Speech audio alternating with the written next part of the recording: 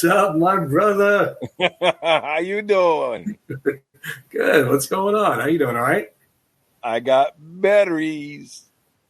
That clock is so awesome. Look at that. I had to put batteries. I'm like, oh, I gotta get batteries. I have batteries. It looks great. Thank you. Now, did you get the clock obviously, and then just altered it, or how'd you do that?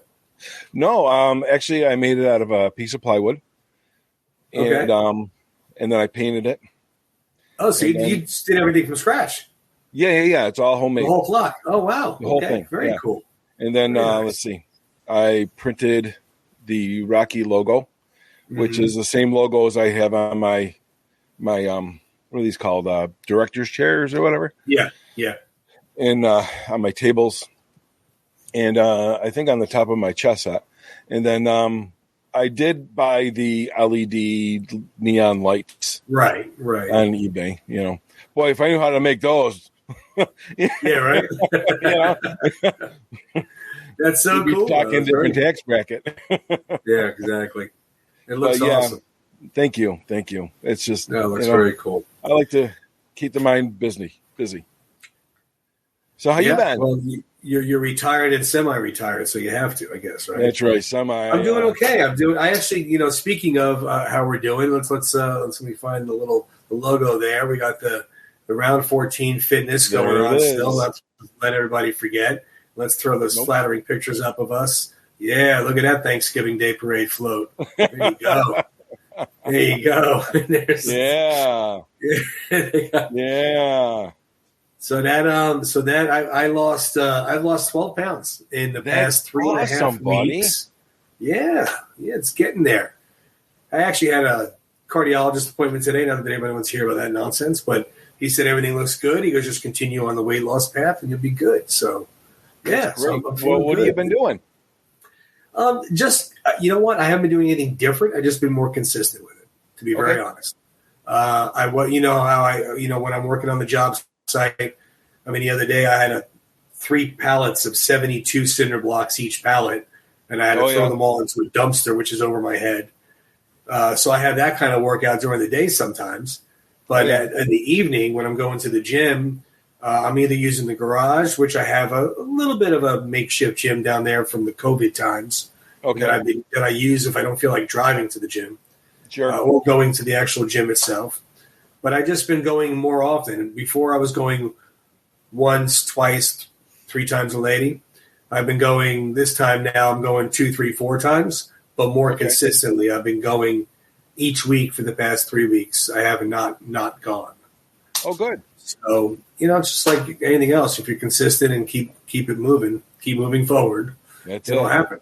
So that's what I've heard. It's all about consistency. Yeah, so it feel good. So, hopefully you're doing in the same boat there. I know you're a busy man, so it's tough sometimes, but I've just been, the treadmill, 45 minutes, a brisk walk right now. I was doing the weights, and I'll get back into the weights, but I'm like, you know what? Let's get going with the treadmill and get some motivation. Yeah. Well, that's the thing about getting the motivation. That's the tough part about it is that sometimes you just didn't feel like doing it. And then once you start, that snowball starts rolling downhill a little bit. Yeah. It's getting bigger and bigger. And you're like, wow, now I'm starting to feel a little bit better. I'm starting to enjoy it now. And it's not such a struggle.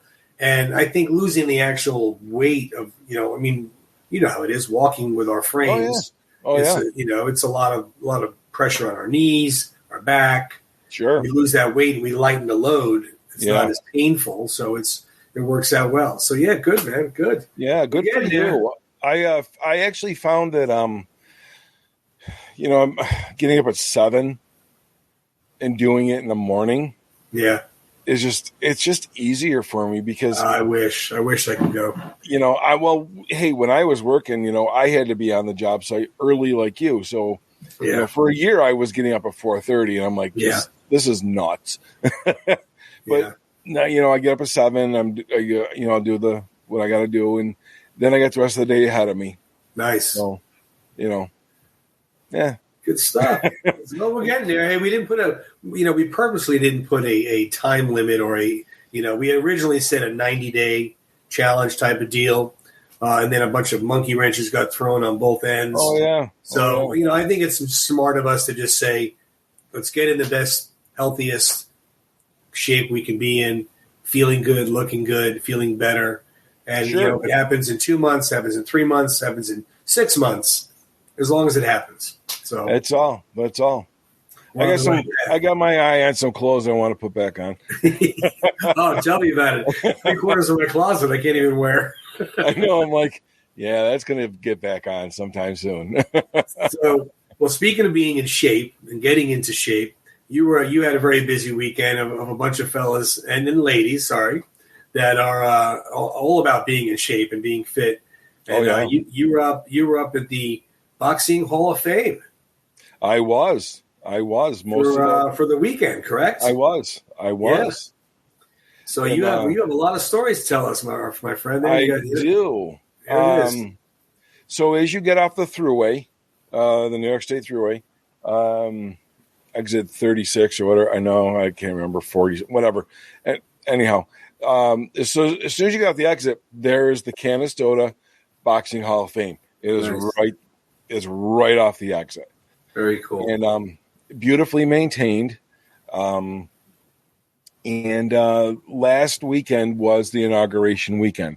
They do it every year. The sports writers will vote, just like the baseball, football, basketball. Just like anything else, yeah. Yeah. And then they'll whoever gets inducted, who's voted in will get inducted. Now, there's 5 or 6 boxing Hall of Fames throughout the United States, but Canastota is the granddaddy. Okay. The boxers say if you get inducted into Canastota, you've made it. Oh, that's awesome. So well, somebody that made it. Now, this wasn't last weekend, unfortunately. No, I wish it was, but this was 2011, and they inducted our man Sylvester Stallone into the Boxing Hall of Fame, International Boxing Hall of Fame, I should say. Yes. And then when you were there, you took a picture of his plaque there. There it is. Right. So he's had a huge impact on boxing. I'm sure that was part of his acceptance speech and why he was getting inducted. Absolutely. And I showed you this before. I'll try to show the viewers at home. I saved this from 2011. I was going to go, but it was a complete zoo. Yeah, I'm sure. Get near the place. Here it is. Here it is. That's when this was in 2011. Yeah, this was in our paper, and Stallone was here. He was half an hour from my house. That's so cool. Can you believe it? That's so cool. And he also was inducted with Mike Tyson, was up there the same year. He was. And if you go on their site, or if you just Google it or whatever, you'll see a whole bunch of photos with Sly and Iron Mike together. And cool. Knowing now, having been a volunteer for the past 2 years, boy, how I wish I gotten back to it back then. All right. Because you imagine? We are elbow to elbow with these boxers, these celebrities. Right. I mean, I spend the day with these people. Very cool. Not all of them. Some of them are, I want to say they have their entourage or, the more that's really bad English. The well-known, really popular, like Mayweather. Right. He kind of has his entourage, his own security guards. Sure, so he doesn't need it. Right. Yeah, I mean, we're there to provide security. I do security. Yeah. We're there to provide. But, I mean, let's face it. the dudes who are getting paid, they're the ones who got it going on. We're just pointing them and you go that way. Well, I'm just going to put some of these pictures up there, and you can start elaborating on who's who, and we can just have fun with it and take it from there. So we'll do the first one here. Okay, this is I would love to say my good friend Kenny Bayless, but he's not a good friend. But I'm going to tell you something right now. That was taken last weekend. I also have a picture with him prior. I think it was last season with Kenny Bayless. Okay. But we met Kenny's a boxing referee. Kenny is very well known in the circles. We first met Kenny on the set of Creed 2. Oh, okay. Yes. And we met him, and, Tony, Debbie and I talked to him we chatted a couple minutes. But, after we got through talking with him, we both looked at each other and like, you know what? That is the nicest man you would ever want to meet. That's so cool. He was so pleasant. So, if I get long-winded, just give me the whatever. We have a lot of people to cover, so try to keep it short. Okay. I don't have stories about all of them, but the particular ones. So Thursday I was working security, and we were at the Turning Stone Casino, which is just up the road because we had that smoke problem. I don't know if you heard about it. Yeah. Okay. So they moved it up there. Well, I'm working security. I'm in the main area, and Kenny comes down and he sits down right next to where I'm standing. So I'm just, we're being cool, trying to give him a space. There was a break in the action, and I just kind of leaned over. I said, Mr. Bayless, blah, blah, blah, Creed 2. I met you. We thought you were just the most personable person in the world. You were so nice. And Tony, he grabbed me, and he basically sat me down next to him, and he talked to me for 45 minutes. He was telling me all about the stuff, the ins and the outs and the behind the scenes with Creed 2 and his wife. Oh, my God. What is the word? It just made our impression of him that much more rock solid. Sure. Just the nicest person. He was going, and he was getting he's like me. We're getting animated, and we're talking about the green and the green screens and all anyway. That's so cool. That's good to hear that is, there's people out there that don't, because there's a lot, let's face it, there's a lot of knuckleheads out there that, they get a little bit of fame and it's somebody just wants to shake their hand and it's a big deal. But it's nice to hear that there are people out there that, don't mind it if Kenny he'd be like the dude next door, you want to have a barbecue with. Yeah. You know what I'm saying? Cool. He would just and if a fight breaks out, he could jump right in the middle and start rapping. That's right. So that's right. He was telling me about tricks and stunts that they were playing on him during the taping. Like they wouldn't tell him that they were going to do something just to see what his reaction would look like on tape. Right. And he's laughing about it and talking. And I'm like, Kenny, look, I know you're not here to talk to me. Please, focus your attention on what they were doing, the fist casting, which there'll be a picture of later. And he was like, no. He goes, I don't get to talk about that this much with people who are on set. Sure. So it was really cool. Well, you might as well jump into that next one. Speaking of the fist cast, you got that right there. There you go. That is. I'm assuming it is exactly what it sounds like. It's a cast of your fist. Yes. For the boxers that get inducted, I'm assuming it's correct. Every boxer who gets inducted, male or female, will get their fist cast, and it takes start to finish about 25 hours. Oh wow! To polish, and they use a certain copper gold spray. That was Robert Garcia, by the way, who is now a very well-known trainer. I want to say he has 7 of his boxers he's brought to title fights. Oh, wow. Yeah, and he was a fighter himself back in the day. Right. He was a featherweight. He was 37-3 inducted this year. Geez. That's nothing to sneeze at. Nice. And again, I'm with these guys on and off. So nice. And Thursday was Friday was a Q&A. So any of the boxers who were being inducted, they came into the auditorium and they would tell their story, and audience members could stand up and ask questions. And Robert Garcia was just so eloquent. He was just very knowledgeable. His story is very inspirational. Very inspirational. Very cool. Yeah. Speaking of inspirational, this young lady had a movie made about her. Oh well, it wasn't made about her, but she was definitely in it. If you ever true. saw, That's true. I yes, misspoke. You're right. If you ever saw $1 Million Baby Uh-huh.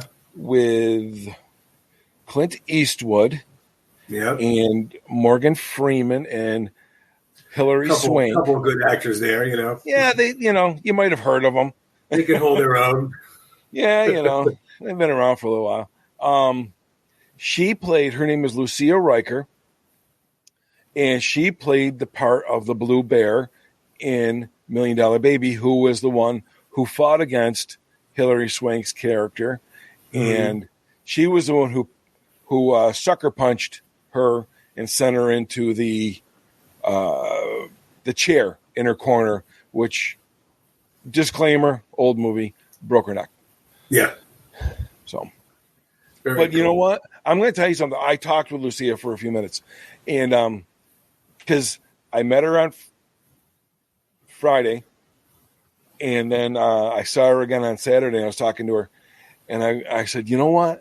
I said, I went home that night and we watched the movie. I said, man, did you put on a performance? I said, I hated you in that movie. She's like, oh, that's just all acting. I said, you know what? You know how I know you're absolutely correct? It's because I listened to your Q&A yesterday. Right. And this woman is nothing but peace, love, and, she's from Germany. She doesn't have like a mean bone in her body, it seems like. Yeah. Well, she was, correct me if I'm wrong, she was dubbed like the most dangerous woman in the world or something. Yes. Along those lines back then. So. Yeah, she was very good boxer. I want to say she was, let's see. I did write notes because there were so many of them. Yeah, well, that's a lot of information to keep in there. So it's. Yeah. The Blue Bear, 17-0, 14 KOs, inducted in 20 this year, and the IWBA boxing world champion. Wow. So impressive resume right there. To look at her but to talk to her, you would think and she's our age. She was born in 1967. Okay. Well, yeah, she's and to listen to her speak on the stage that day, it's just like, she's doing all kinds of charities for students in her area and getting them to find a better path. And very cool. Very inspirational. Very inspirational. Cool. So let's see. We have a couple. Well, this must be like obviously in the Hall of Fame. They have some displays. Yes. You got Smoking Joe Frazier. If you look below Joe, you'll see a fist. Yeah, you see it right there. Right by Smoking Joe, who is my favorite boxer of all time, by the way. That is the fist cast that will be done. Will be done when you're inducted. You can actually, some of their fists are out, so you can put your fist up next to it. Oh, and cool. compare to, and you're like, who is it? Foreman's? Oh my God. Foreman's hands probably like this. Yeah. It's like a freaking rock. Meat hooks. Yeah. And you got another display there. There's Ali's fist cast there. Cast. Yep. Very cool. And that's again right inside the museum, which is it's beautiful in there. They've done a beautiful job. They got a lot of artifacts and stuff. Sure. You go back and you can see, just like Cooperstown. Clubs and Shore. Yeah, exactly. It's like any other sports Hall of Fame. It has all this one won that fight, this one won the Olympic gold medal or whatever. And it shows that. So, but again, another picture of some more people we have here. So this on let's see, would be my left behind the A1 steak sauce is James Toney. James, recognize him. I would think most people do recognize that name. He was middleweight, super middleweight. He actually he played Joe Frazier in the movie Ali, and he was heavyweight champ. I didn't know that. Okay. Yeah. The poor guy, he is really struggling. Is really he? strong. Yeah. It's taken us, like you remember Muhammad Ali in his later years, Oh with yeah, yeah. It was rough. Yeah. James he's not there, but he's heading Right. down that same path. Yeah. You look at him and you feel bad because they got hit in the head for a living. Yeah. You ever get hit in the face 500 times a night? Stings after a while. And it's like like I said this before. One of the boxers was telling Sly, he's like, you what's the word I'm looking for? Inspired me to become a boxer. And Sly was like, no. I'm not a boxer. I'm an actor. I can yell cut. Yeah, exactly. And the middle guy there was Marlon Starlin. His ring name was Magic Man, Marlon Starlin. Magic Man. And he's another super nice guy. Marlon Starlin. He gave me his email. I took pictures. He's like, can you send it to me? I'm like, absolutely. Marlon Starlin. Oh, he asked you to email the picture? Yeah, he asked me to email pictures to him. WBA welterweight, middleweight champion, 45-6. Let me put that picture back up real quick. So yeah, that's the gentleman in the middle. Yeah, and my apologies to the gentleman on the far right there. I just drawing a blank. The glasses. Yeah, I know. Well, when you see so many, and no disrespect to any of the boxers, but when you see so many and they're not extremely well known or well known by you, it's tough to remember all of them. Or know all of them. He's older. He was from a different generation. Different era, and sure. I just, Sure. My apologies, sir. Well, you have plenty more. You got some more here. Let's see what we got here. This is another good one. This is a good one. That's a great picture. Yes, this is Manuel Rafael Marquez on it would be, let's see, to the R side of my shirt, and Chiquita Gonzalez on the other side of my shirt. Okay. Rafael Marquez is a two-time world champion, IBF bantamweight from 2003 to 2007. Is the super bantamweight champion, and he was 41-9 with 37 knockouts. Chiquita was a four-time WBC junior flyweight champion. And let me tell you a real quick story about these guys. We're not supposed to ask for autographs. We're not supposed to ask for pictures. Right. We're there to do one thing, and that's provide these guys security. Sure. So they give us a red shirt, says event security on the back of it. And so I had worked at what was called the card show in the morning. And I stayed a little bit longer because I needed a little bit more help. And I'm like, okay, my shift is done. I brought my own shirt because I want to go over to the hall and I want to see what's going on. So now I'm on my own dime, right? Uh-huh. So I go over there, and I'm going into over next to the hall. They have another building which houses the original boxing ring from Madison Square Garden. Oh, wow. Where Ali, and I think it was Ali and Frazier fought on. Oh, cool. I'm about 90% sure. It's gorgeous. It's amazing. So I go in there and I'm like looking for a hat to buy or a t-shirt or something. I come out and one of the security team sees me and they're like, Rick, we need you right now. I'm like, but I don't have we don't care. So you need to escort Juan and Chiquita and make sure they get to the car. Because what happens is it's a 5-minute walk. Yeah. And people will swarm. Oh, sure. They come flying out of the woodwork. Yeah. Yeah. I mean, they're like parachuting in. Out of the bushes, So my job is just to keep them back. Look, right. Let the fellas go. And they got their whole family. There was like 10 of them. Oh, boy. And it was me. So long story short, I get them to their vehicle safely. No and neither of them spoke English. Neither. So I'm like, do you want to sign or do you not? You kind of ask them. Like, couple. Okay. I get them to the cars and I'm like, guy, bye. And oh yeah, so they jump back out and they get around me. And that's when they did that. I'm like, I did not expect that. The international symbol for camera. There you go. Yeah, right. I wanted to ask their permission to take their picture in the vehicle. Right. That's all I wanted to do. Right. They did. They figured they thought with you. So that's nice, though. Good. And they jumped right back out of the vehicle after I loaded them all in. And, I'm like, oh my God, they were, the universal language. So cool. That's cool, though. They were great. So people. now they have the inductions. They have the the Q&A, and obviously there's little shops or a shop for merchandise, whatever. But this picture here, well, obviously you could tell us who is in the convertible, which is a well-known boxer by there.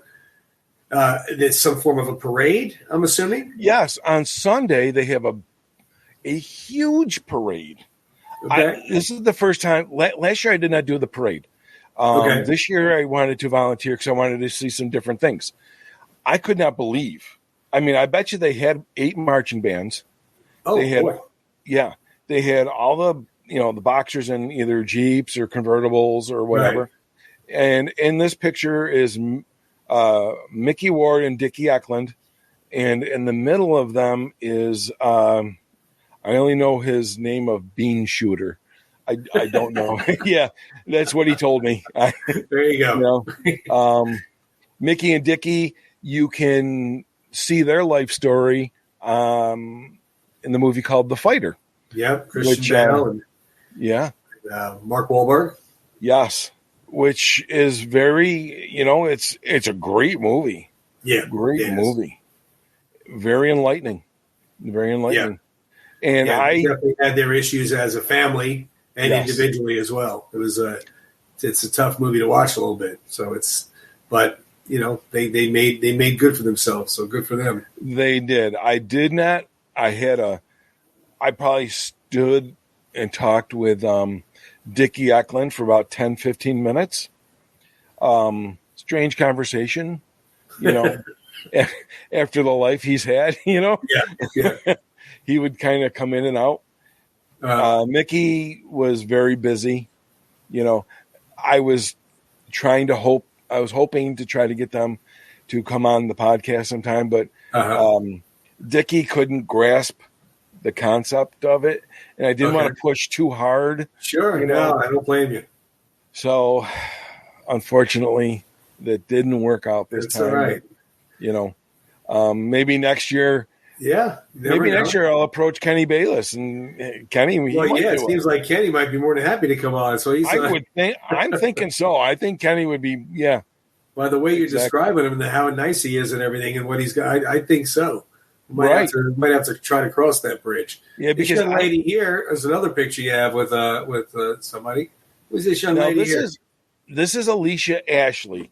She has a very interesting story. Okay. Oh, sorry, I hit my. Now, is she a boxer? Because I don't know the young lady. She is a boxer. Okay. She was 37-12. Ooh. She was inducted this year. Super bantamweight champ. She is the oldest champion to ever be titled a champion, men or women. Wow. Even older than Foreman. Foreman. Now that's not even, that's impressive. Sure. This is even more impressive. I spoke with her for quite some time.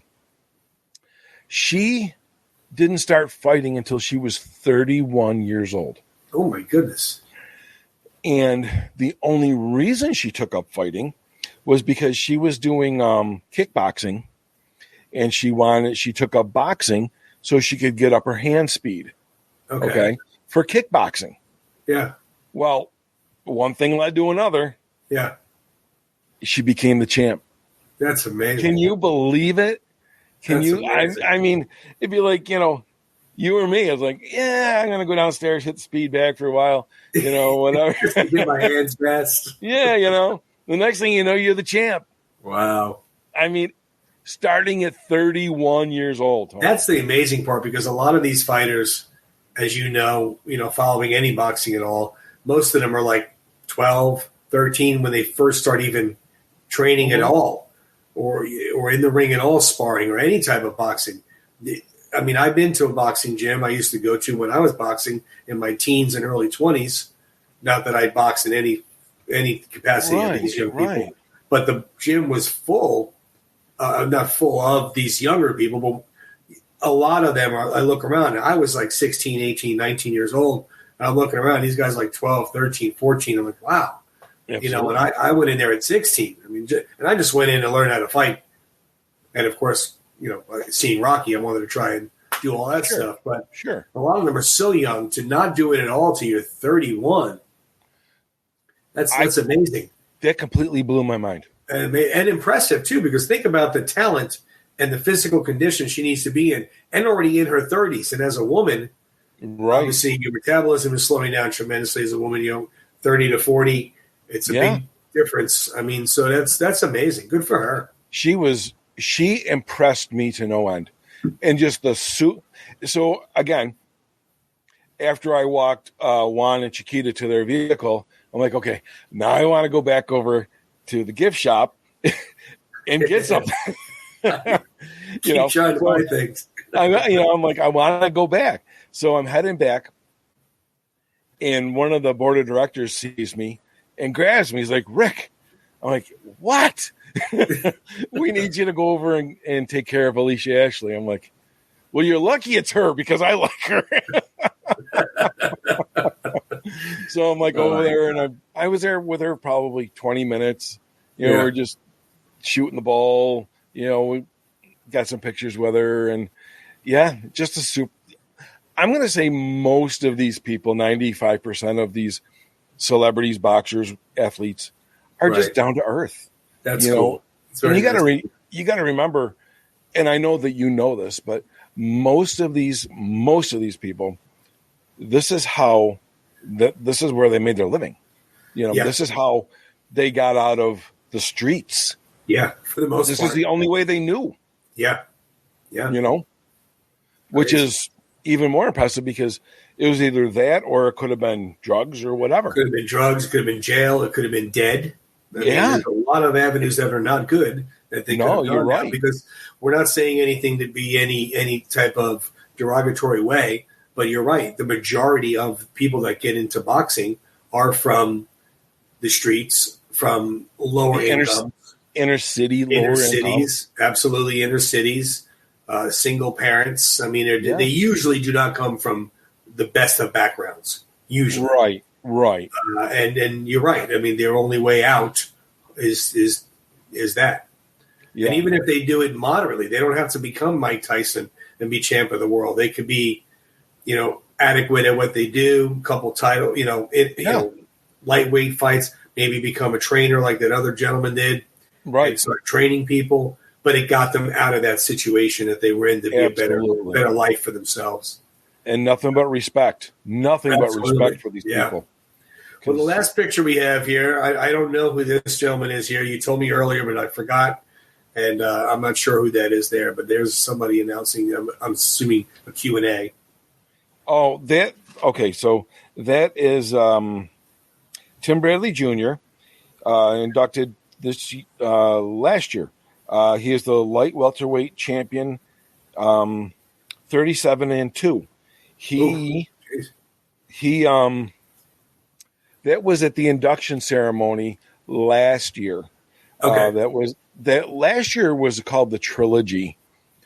Because of the COVID years, there was no induction ceremony. So they had a class. They had a 3-year class going in, and they had names like Mayweather, right? Lou DiBella. I mean, there was. I'm drawing heavy hitters. Yeah, there were some heavy hitters. Mayweather. Do you happen to know the word I'm looking for, like the rules behind it? I mean, I know like if you're a baseball player, you have to be not playing for 10 years, or is there any rules behind that? I can't speak to that with certainty. I'm not quite sure. Because I'm assuming, I heard you say Mayweather, and Mayweather's technically retired. Yeah. Even though he's doing some of these crazier fights right now. But I didn't know how it worked, if they had to be retired from boxing for so long, or... I do believe so. I'm not quite sure of the time, that they had to be out. But, that trilogy that year, last year, there was the panel took up the full entire stage. Now, this year there was 5 inductees. It was a lot calmer. Last year was a zoo, was a freaking zoo, with all these heavy hitters, as you say. People are climbing over you, and I wish I could remember, Mayweather, he had a 5-car entourage. Oh, I believe it. Yeah. And his bodyguards are 15 times the size of him. Yeah, absolutely. Tony, you and I are bigger than a lot of these people. Yeah. Well, when they're featherweights and again, they could wipe the floor up with us, but it's like, looking at them, when they're 110 pounds, 114 pounds, 125 pounds, it's 100, 130 pounds less than we are. And it's muscle. Yeah. Oh, and lightning speed. Yeah. Lightning. Yes. I can only imagine. Yeah. But, there was one more picture. I don't know. It was the one when I was in my red shirt with the my Jeep in the background. Oh, I don't have it up here. I'm sorry. I do not. No, let me see. No, I don't. I was the last one I had on the plate there. If you tell us about it, I could try to still dig for it while you're telling the story. So the gentleman in the photo I'm with his name is Junior Jones. Junior Jones was a 4 or 5 time. He was a 5-time WBO super bantamweight, IBO featherweight, super featherweight, and one of the nicest men you'll never understand. You'll never understand? Never. I have a hell of a time, but he is so funny. He's from Brooklyn, or he lives in Brooklyn with his wife Barbara. So last year, I left the card show, a trading show. They have posters and boxing memorabilia and all. They got a lot of really cool stuff, right? So I left the card show and I was on my way home, and just before I got on the throughway, one of the CEOs or whatever calls me. Rick, are you heading home? I'm like, yeah. I got to go home, take a shower. I got to put on my monkey suit and get back up to the casino because I'm doing the induction ceremony. He's like, can you drop Junior and Barbara While Jones you're telling off? this story, I did come across the picture, so let me throw this picture. Yes, there we go. Junior Jones. That man, he is, yep, unbelievable. So I'm like, yeah, I can drop him. So you had to go take a shower real quick, and so I'm like, yeah, I can drop him off. I said, the problem is I got my Jeep. I drive a 98 Jeep Wrangler with a 5-speed, I'm like, how the hell am I going to get them in there? They're like, we need to get them to their hotel so they can get changed. I'm like, if they don't mind, I don't mind. Right. So I pull up and I'm nervous. I'm going to be escort. I'm driving these guys, and it's not like I'm driving a limo when they're in the bar back.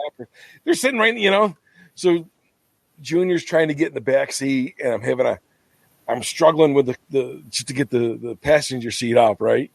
And I'm like, oh my God, of all days, why today?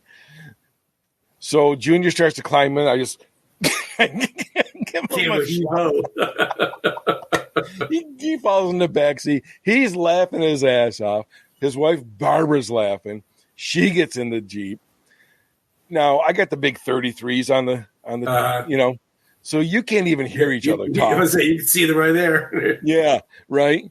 So we're going down the thruway. Now that's 65 miles an hour downhill. Right. Top speed. Oh my God. So it's a very quiet ride as far as conversation. Sure. You'd be yelling at each other. Yeah. So I get into the hotel and I get Barbara out. I get Junior out of the back seat, and we're laughing. And I'm like, all right, guys, I'll be back. I said, I'll grab the other car, Deb's car. Right. And, which is newer. So, it'll be a lot, have air conditioning. It'll be nice, Yeah. And they're like, well, do you want to get a picture? I'm like, well, I'm not supposed to ask. They're like, we're asking you. We want pictures with you because we're talking about this for a long time. So flash forward to this past weekend. I'm Junior. We're at the church where the boxers are getting ready to get on the bus to go back to the Turning Stone for another ceremony on Sunday after the parade. And two people walk up to me like, you look really familiar. Now, I've never seen these people before. I'm like, okay. I'm sorry. I don't know. They're like, I don't, whatever. And then they're like, oh, yeah, we're with Junior Jones. I'm like, oh, my God. I said, is he not a character? I mean, because he is. He's like out of control. They're like, that's where we know you're the one who drove Junior Barbara last year. We saw the pictures. We heard all he showed the pictures. Oh, my God. That's funny. Oh, my God. If you could have been a fly on the wall that day. Too much. Yeah. They were asking you for a picture. Yeah, right. So much fun. That's good. That's awesome, man. It sounds like it's a good time. It sounds like anybody that's a boxing fan should check it out. Absolutely. Head up there. It's, upstate New York area, obviously by Rick up there. But definitely, it sounds like it's an amazing time. Yeah. Especially during induction weekend. Oh, yeah. It's to get through the Hall of Fame, you might be an hour. It's not like Cooperstown. Right. It's small. It's probably the size of a ranch house. Okay. And then, like I said, there is a separate building that houses the ring and the merchandise. Right. Which has got other souvenir or stuff like memorabilia and stuff. Thank you. Right. Stuff that Ali has donated, Larry Holmes. Right. Oh, by the way, we watched that George Foreman movie, Big George Foreman. Any good? So good. Really? So good. I'll have to check it out. Very good. Yeah. I'll have to check it out. Very good. And I heard you saw something too. Yeah, we saw The Flash on yesterday on Father's Day, and it was entertaining. It was fun. It's fun to watch. We could. I don't want to go over anything, obviously, because it just came out, so there's spoilers if I'm to say anything. Right. But maybe a few weeks down the road we could talk about it, some more DC movies or something. But it was definitely entertaining, and it was worth seeing. It was fun. Good. I definitely do want to catch that. But the Big George Foreman movie, I got to check that out because I saw that come out, and I know we had discussed doing a boxing movie episode, so I might have to go watch that and polish up on The Fighter, The $1 Million Baby, and a couple of the others out there. Yeah, we can do that as well. Southpaw. Southpaw was very good. George Foreman movie. It was definitely worth a watch. And I know we were young. We might have been 7 or 8 when Foreman fought Ali. It sounds about right, give or take. There was a bit of that in there. Sounds about right. Like we talked about before. I mean, I remember watching the Ali fights on ABC Wide World of Sports. Yeah. It was for free. Right. And they had a pretty good representation of like Howard Cosell. Oh, yeah? Oh, cool. Yeah, they had actors. Cool. I don't really have a bad thing to say about it. It was a good movie. Nice. Good stuff. Well, I appreciate it, Rick. You had a lot of pictures there. We had a lot of good stuff. That was a good time. I wish I went with you. I wish you could have. If you ever come up this time, I'll get you right on the staff. You can volunteer with me.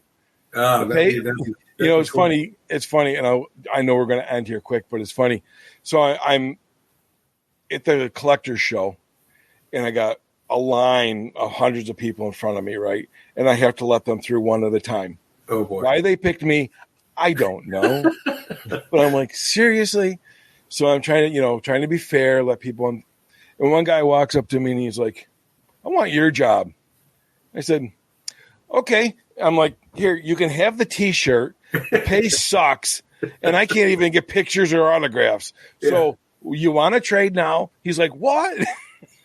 I know. They automatically think you could do everything. And I mean, let's face it, a lot of times you can, as you just showed us, you can get pictures here and there, but it's not like people think it is. Where you could just have a lot of access to them. So you got to be professional. But they're thinking we're getting paid, and they're like, dude, I'm here volunteering to do this. Exactly. You want to give me any guff? Go ahead. Well, it sounds awesome. I appreciate it. It sounds like a good time. And like I said, anybody that is interested in going to check it out, definitely head up to upstate New York, go to the Boxing Hall of Fame and see what's visit. Worth a visit. All right, my brother. Another good episode. Yes, sir. Hey, what episode? Oh, it's episode 49, by the way. Forgot to even say that. Was it really? Yeah, episode 4. Next one is episode 50. Holy cow. 50. Well, what was that? The golden anniversary, I think? I don't know. Jeez. Anyway, I will see you. Thanks for everybody for watching, and I will see you next week, my friend. You got it, buddy. Take care. Brother. I'll see you. What's up?